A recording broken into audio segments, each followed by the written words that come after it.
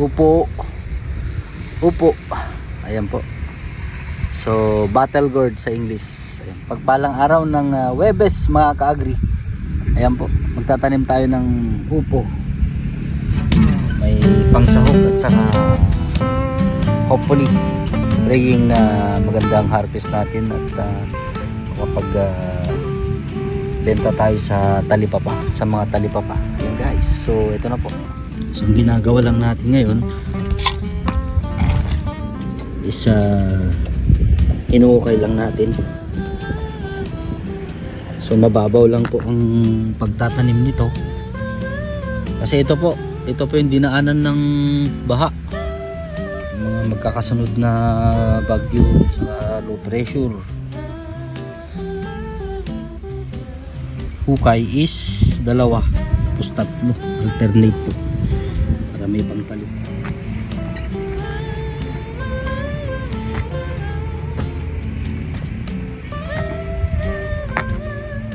Ito na naman maraming ko nabaling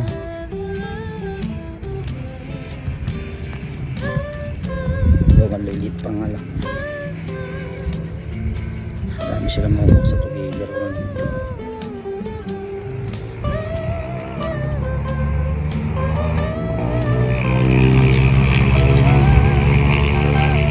tinatanggal po natin yung lenak kasi ito pagka nainitan to magiging kon siya sa Ilocano bingkol.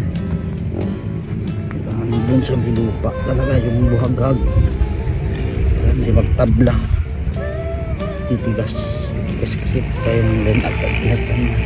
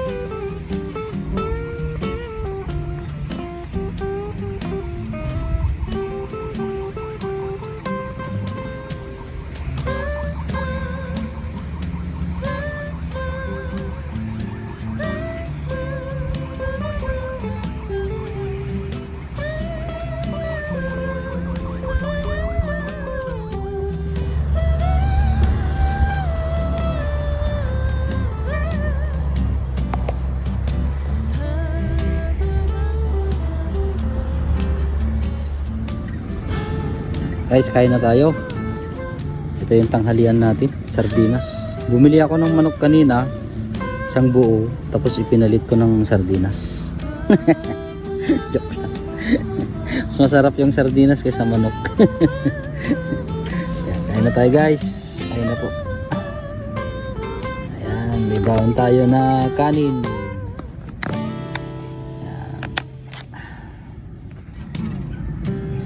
May natapos na rin tayo na tinanim na upo. Guys, ayan, medyo konti yung kanin natin kasi diet tayo guys, diet. Ayan guys. Sa ngayon mag-isa pa tayo kasi konti lang naman yung tinatamnan natin.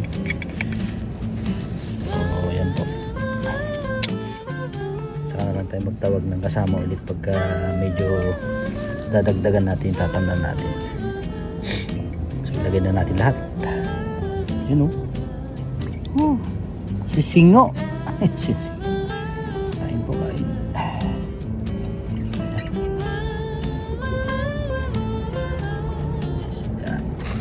Sardinas. Sana yung palamansi guys. Nandito. Ayan. Pitas ako ng 2 bunga ng kalamansi natin doon.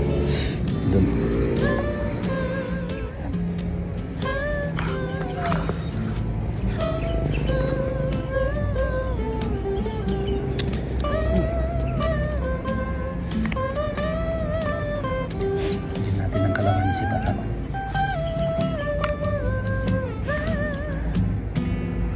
para Swak.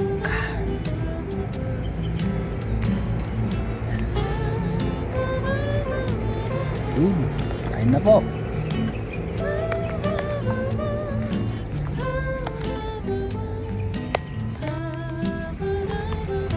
Wala kasi tayong pambili ng ulam guys.